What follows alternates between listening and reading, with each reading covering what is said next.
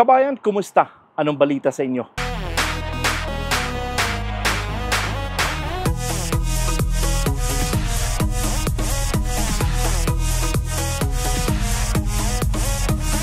yun guys, meron naman tayong magandang pag-uusapan dito nga sa ating YouTube channel. Sana po ay mapanood niyo buo dahil marami pong trabahador ang kinakailangan dito at baka pwede kayong mag-apply.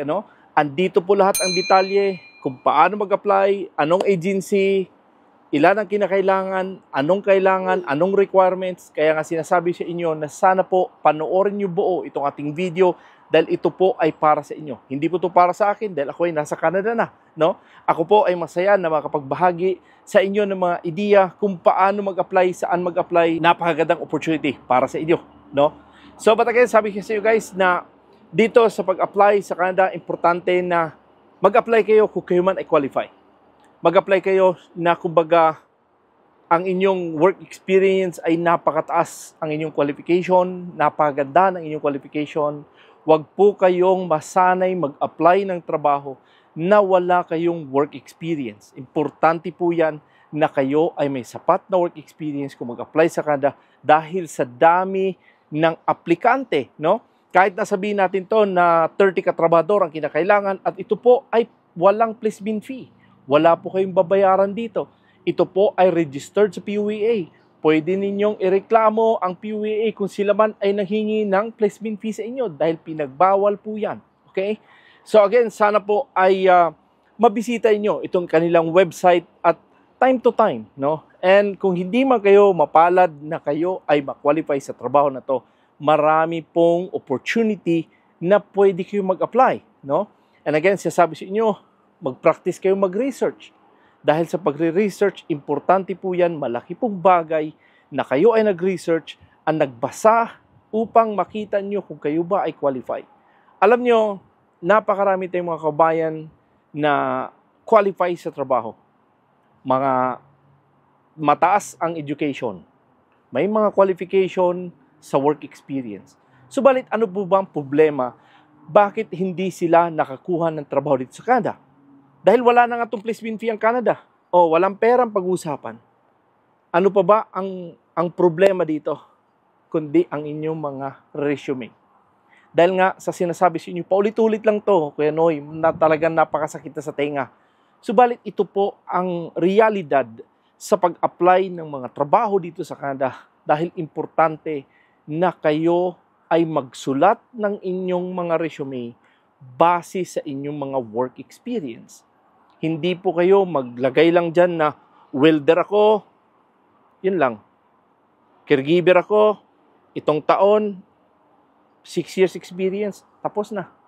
Sulat nyo ang detalye ng lahat ng ginagawa nyo sa trabaho dahil ang mga employer, ang mga agency, sila po ay nagko-cross-matching. Sinasabi ko na sa inyo lagi yan, nagko-cross-matching sila na kung ano ang hinahanap ng employer, ito naman si employee na naghanap ng trabaho, importante nagmamatch kayo. Kaya nga sinasabi ko sa inyo, kopyahin ninyo ang kanilang job description at ilagay sa inyong resume. Mahirap ba yun? Diba? Napakadali lang, diba? Kinokopyan nyo lang, ilagay sa resume. Magdagdag lang kayo, magdagdag lang, i-shuffle nyo lang. Diba? So, but anyway guys, again, ito ating pag-usapan ay ito ngang housekeeping, at napakaraming trabador na kinakailangan dito. At ito po ay home child care provider, housekeeper. Ito po ay nandito sa Manitoba. Okay, halika, tingnan natin sa kanilang website. So guys, ito pong trabaho na to ay matatagpuan doon sa workabroad.ph at ito po ang First Dynamic Personal Resources Incorporated. Ito po ay nangailangan ng home child care provider or housekeeper. 30 katrabahador ang kinakailangan dito at ito po ay matatapos ditong July 18. So again, sinasabi sa inyo, marami pa kayong time, huwag kayong magmamadali, mag-submit sa kanila dahil kung nagmamadali kayo mag-submit dun sa kanila na kayo naman ay ang pinagsulat nyo ay hindi naman ganon kaganda, sayang itong opportunities. Okay? Again, itong ating mga kabayan na nasa ibang bansa, subukan nyo lang mag-submit ng resume sa kanilang website. Okay? So again, ano ba ang job description dito? Ito yon. With very young children, experience with newborn necessary, at least 5 years experience outside the Philippines, experience working with non-Chinese families preferred, meticulous housekeeping and cooking, calm and potential personality, live-in pause. Live-out position that will one day turn into live-in. This position is for someone who wants to stay with the family very, very long term. Even move with them in Europe or the United States one day. They need someone that is very good and organized and a star housekeeper that will be live-out. This candidate needs to have your experience abroad for European and Gulf family. So ito yung kanilang mga qualification. But bago tayo dito sa kanilang qualification, importante kung ano man ang ginagawa niyo bilang isang mga home childcare provider or mga caregiver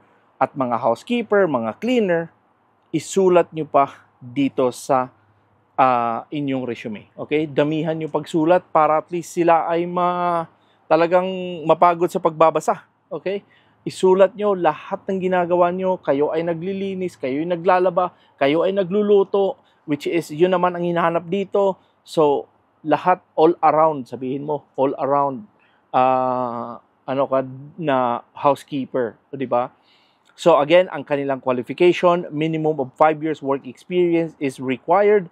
And again, sinasabi ko nga sa inyo, kung kayo man ay walang mga 5 years work experience dito, talagang mahirapan kayo. Dahil ito po ay kanilang hinahanap, 5 years experience. Candidate must be a bachelor's degree, college degree holder in others or similar field, proficient in English, excellent communication skills with NC2 certificate, caregiver or housekeeping. So again, meron tayong TESDA na nag-o-over sila ng housekeeping. Sana naman ay masubukan ninyong magkuha ng mga certificate kung wala pa kayong mga certificate. Okay? Importante na mayroon kayong work experience and then to follow na lang yung inyong mga certificate ninyo or training dyan sa NC2. Okay? Another additional information, excellent housekeeper and cook, meticulous cleaning, experience for more than 5 years outside Philippines, has never applied to Canada before, experience with the children 3 years plus, dynamic personality, easy to work with, live-out position, meticulous cleaning, cooking, and organized, very discreet, and hard-working. Okay, so again, this job has no placement fee. Subukan kong ikunin ang kanilang email at ilagay ko dito sa description box. No? Subukan nyo lang mag-apply at puntahan nyo sa description box dahil ang detalye ng kanilang telephone number, address, at sa kanilang email address, ilalagay ko dyan sa description box. Subalit sinasabi ko sa inyo guys na, like for example, itong trabaho na to, na naghanap sila ng caregiver, home support, at saka housekeeping or housekeeper, importante na isulat nyo lahat ng inyong mga nalalaman base sa inyong mga ginagawa sa trabaho dahil napakalaking bagay na kayo ay magsulat, lahat ng detalye isulat nyo. Diba? Kasi importante po yan na makita at mabasa ni agency, ni First Dynamic, or kung hindi man kayo dito makapasa, meron kayong mga ina-applyan dito nga sa Job Bank or sa Indeed, importante na kayo ay magsulat detalyado.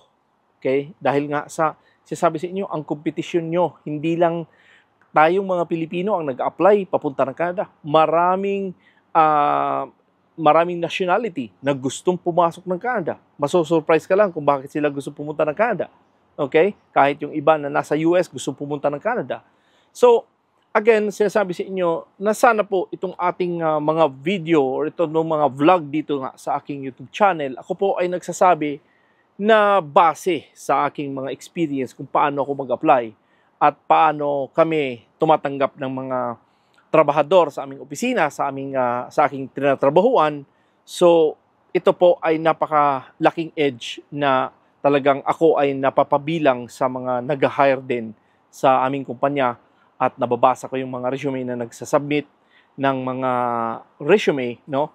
So, subalit sabi ko sa inyo na tuloy-tuloy nyo lang yung inyong pag-research, tuloy-tuloy nyo lang yung inyong paghahanap ng mga opportunity dito nga sa Canada dahil dito ay talagang napakarami ng mga opportunity eh. No? Napakaraming opportunity. Napapansin nyo, yung mga nasa Pilipinas or itong mga agency na sa Pilipinas, bakit sila nakakakuha ng mga trabahador dito sa Canada na nag-outsource pa. Yung iba pa nga na nandito sa Canada na mga tourist, talagang nahirapan silang maghanap.